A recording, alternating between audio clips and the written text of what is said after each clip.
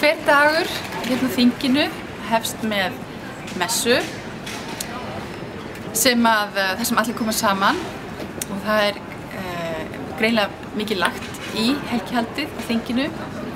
Helgihaldið verður svona hjartað í samfélaginu þar sem við byrjum daginn, byggjumst upp og jarðtengjum okkur fyrir daginn.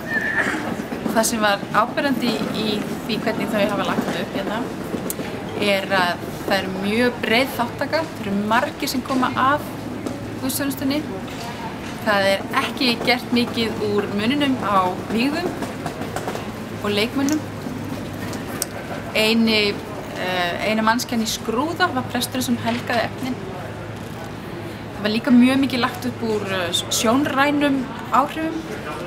Við sáum hérna dans og leiklist notað til þess að leggja út af boðskap stundarinnar sem snerist jörðina, sem snerist jarðveginn, moldina sem Guð skapaði manninn úr, samanber söguna í fyrstu Mósebók, og hvernig maðurinn er háður moldinni, þiggur líf sitt og er kominn af henni, og hvernig manneskjan stundum umgengst jörðina illa.